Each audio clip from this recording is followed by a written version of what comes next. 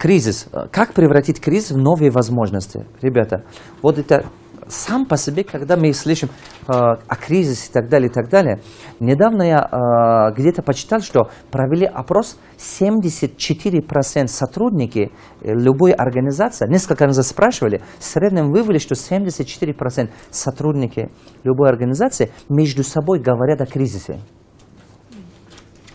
Они когда сами сидят, 70% их мнений вокруг кризиса, вокруг депрессивности.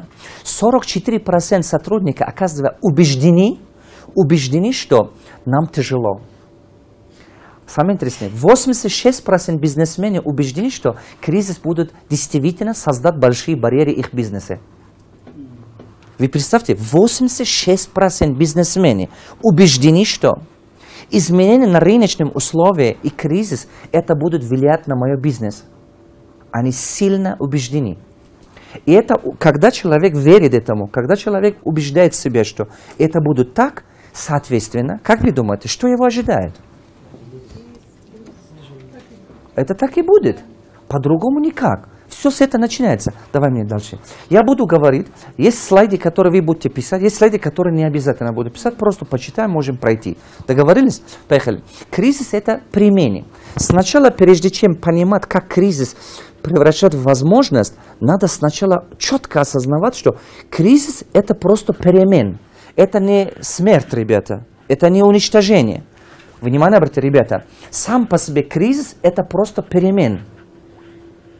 Перемен. Что значит перемен? В период кризиса, то есть Аллах начинает менять людей, которому давал свое милостивание. Это как революция власть меняет. Как революция власть меняет, кризис меняет игроков. Кризис реально меняет игроков. Но кризис, с другой стороны, очень хорошо помогает. Есть в кризисе много-много плохого и много-много хорошего. Зависит от того, чего ты ищешь, того и приобретаешь. Кризис, например, что делает? Кризис приведет в порядок какие-то надутые цены. Бывает на некоторых вещах, например, на недвижимость бывает, на какие-то услуги бывают. Какие-то необоснованно надутые цены бывают. Непонятно, откуда она появилась, там непонятные цены какие-то. Уловили, да? То есть, соответственно, кризис полностью сокращает именно те непрофессиональные компании. Те компании, которые, можно непрофессионально вели бизнес. Потихонечку он выводит их из рынка.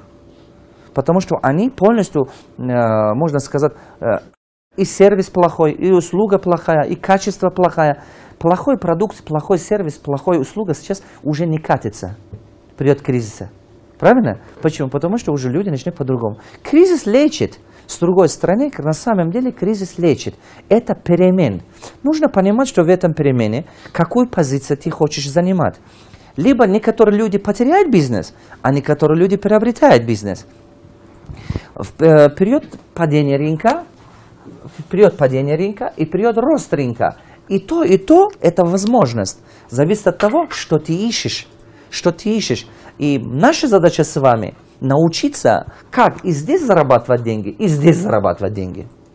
Независимо от состояния рынка, любой человек способен разбогатеть, то есть любой бизнесмен, который владеет знаниями, владеет информациями и может адаптировать, можно сказать, свою стратегию. Потому что стратегия в этом периоде, она другая. Стратегия в этом периоде, она другая. Это разные стратегии. Надо уметь создавать гибрид, объединенные стратегии. Надо уметь формировать новую стратегию. Вот об этом мы будем очень много говорить сегодня, и завтра, и послезавтра. Поехали. Дай мне дальше почти. Внимание. Принять ситуацию, в котором находитесь. Самый первый шаг, не игнорировать. Потому что в период кризиса люди начинают игнорировать. Это их основная ошибка. То есть как? Ранние успехи, ранние достижения делают людей слепыми. Я повторю, то, что они раньше добились, то, что они раньше достигли, это делает их слепым. Они реально ослепевают. То есть они начинают и говорит, нет, зато у нас это есть, зато у нас тот. Они не видят, что они катятся вниз. Они не видят свои слабые стороны. Они игнорируют. Если им говорят, что делай так, они говорят, ну это же понятно, это я сам знаю. Итак, они начинают очень поздно реагировать, когда слишком поздно. Потому что сам природа человека такой. Зуб болеет, пока сильно не болеет, не бейте, вы не пойдете к стоматологу. Какой-то где-то что, пока один раз, два раз колется, мы что делаем? Думаем, ну ладно, поправляется, нормализуется. А вот когда нас загоняют в угол здоровья, потом мы идем к врачу. Похоже, к этому идет в период кризиса. Не игнорировать, принимать. Возможно, есть обязательства, возможно, есть долги, возможно, есть внутри команда разногласия, возможно, есть между клиентами, между партнерами, между поставщиками такие некие проблемы. Это все надо признавать. Самое главное, надо осознавать, что любой ситуация, которая в кризисе есть, которая в худшую сторону ухудшает ситуацию, их не допускать. Чтобы их не допускать, их надо признавать. Когда человек изменит свой характер, когда признает свои ошибки. Согласны? Если человек не признает свои ошибки, его тяжело обучать. Его очень трудно объяснить даже. Вы столкнулись когда-нибудь с людьми, которые, вы им хотите добро, вы им говорите, давай вот так лучше. Он начинает оправдываться. А вы говорите, давай вот так. Он говорит, нет, это не я, вот тот. И начинает обвинять других. То же самое будет здесь. Поэтому, если в кризисе мы хотим просветать, то есть не потерять бизнес, никого не обвинять, надо начинать принимать ситуацию. Просто осознавать, где ты находишься. Если есть долги, говорят, у меня есть долги, надо это осознавать. У меня есть обязательства. Надо осознавать их, признавать, что если, когда составляете бухгалтерский баланс, видите, что активы и обязательства, активы какие, осознавать этого. Ваше эмоциональное состояние. Эмоция очень большую роль играет. Почему эмоция роль играет, ребята? Потому что ваша эмоция создает атмосферу в вашей организации. Если ваши люди видят, что вы нервничаете, ваши люди видят, что вы паникуете, вы заражаете их паниками. Уловили? Когда люди видят, что вы потеряли уверенность, они это замечают. А теперь внимание обратите. Только что я сказал вам, что 4 сказали 70 столько-то процент людей в организации ходят между собой и рассказывают про трудности жизни, про кризисы, про проблемы. Вы внимание обратите. А когда вы ходите, если у вас эмоции неуверенные, или вы в стрессовом состоянии, а как себя чувствует ваша команда? Они будут очень напуганы. Так? Они вообще будут потерять уверенность. Дальше. Поэтому ваши эмоции.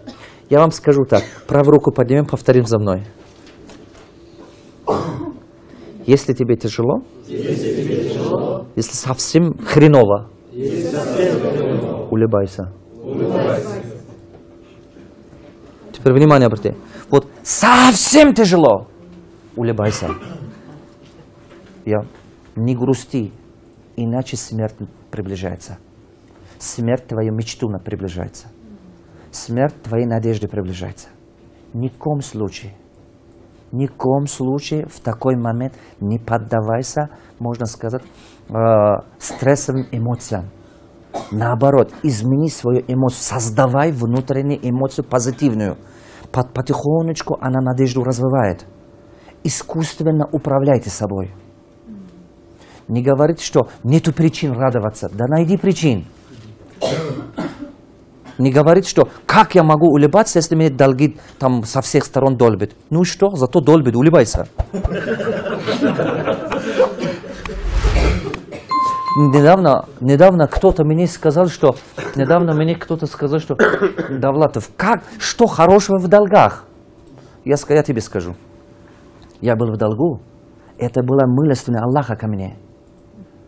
И он говорит, какой милостивый, столько унижений, столько проблем. Я говорю, тебе не понимать этого. Это было милостыня Аллаха ко мне, чтобы я научился. Зато я учился то, что я раньше не умел. Зато я теперь знаю то, что я раньше не знал. Ты понимаешь, что это такое? Если тебе действительно Аллах готовит подарок, Он тебе его заворачивает в проблему. Тебе надо просто его решать, не убегать. Поэтому каждый раз, когда что бы ни происходит в вашей жизни, улыбайтесь. Это милость Аллаха к вам. А вы потом поймете. Но тот момент кажется трудным, тот момент кажется сложным, тот момент кажется, что как не хотел такого. Но это нормально. Это здорово даже. Но если ты осознаешь, зато потом поймешь, что, блин, как классно, что тогда был так. Зато сейчас, как я это делаю, как я это умею делать, как научился. Я сижу, недавно думал, как хорошо, что в 1995 году я не мог учиться в Таджикистане. А тогда-то это я был доволен? Нет, я по ночам плакал, молился и сказал: Аллах, как это так? Я вытирал слезы, чтобы никто не видел их. Мне было ужасно больно тогда. Но теперь я понимаю, что это же была милость Аллаха. Если я учился тогда, я не уехал бы из Таджикистана. Я остался бы так там. Ну ладно, я закончил бы, где-то ходил бы на работу, зарплата получил бы сейчас $200 и ходил бы домой. Представьте, да? Но на самом деле так. А тот момент ты не понимаешь. Поэтому сознание человека ограничено. Я этим что хочу сказать. У тебя тяжело, тебе трудно, радуйся. Потому что если грустишь, смерть приближается. Смерть твоей надежды, смерть твоей цели. Никогда не грустите. Даже ничего не получается. Вот с утра до вечера работали, не получается. Садись, скажи: слава Богу, значит, за это ждет чего-то великое. Мне надо искать это выход. Сидите, думайте только о выходе, и вы увидите, как это работает. Дальше. Поэтому в состоянии кризиса, в состоянии вот это само, сейчас дальний момент, все люди, как минимум в день 2-3 раза, может быть 10 раз, может быть 100 раз кто-то думает, как тяжело стало. Вы согласны? А если внимательно послушать разговор людей, они сами говорят. Они много говорят. Они говорят то, что у них есть в голове. Они говорят: ой, кризис. Вы представьте еще, вчера мне подошел, после вечера в Бишкеке один человек сказал: я послушал одного эксперта, он сам кинорежиссер, еще в мнение этих всех верит, говорит: меня на одного эксперта, 2016 год, Россия полностью распадает. Я говорю: почему? И он говорит: сырьевая экономика закончилась, олигархная сырьевая экономика. То есть то, что могли сырье покупать, продавать, то есть копать, продавать, она скоро, эта экономика рухнет. Я его слушаю и сам по себе думаю. Я ему сказал: послушайте, я ему сам сначала долго думал, как ему объяснить. Я ему сказал: если Россия полностью распадет, я ему так сказал, полностью распадет, значит, на 5 поколений мы тоже исчезнем. Я ему так сказал. На 5 поколений наш народ тоже будет распадать. Так и будет. Потому что мы очень маленькое государство. И нас очень тяжело. Нам легко разбить, легко там. Потом я ему сказал: сырьевая экономика, о которой ты говоришь, она ближайшие 1000, может быть 5000 лет еще не закончится. Он говорит: почему? Я ему говорю: послушай, население России от объема населения Земли составляет 2%. Теперь полезная покопаемость России от объема полезной покопаемости земного шара составляет 41%. Вот почему американцы борются. Им не СССР надо было. Им нужно было это, что полезная покопаемость. Поэтому они борются, пытаются Сибирь забирать или куда-то чего-то забирать. Потому что им тяжело. Они говорят: это несправедливо. 2% населения владеет 40% богатства. Они поэтому борются. И вы внимание обратите, как вы думаете, вот эти люди везде еще в СМИ, газетах, журналах, везде говорят эти вещи, что кризис очень сложно, очень трудно, экономика рухнет. Ну как вы думаете, массовый народ этому начинает еще больше верить? Да? Но есть люди, которые в период кризиса богатее становятся, правда?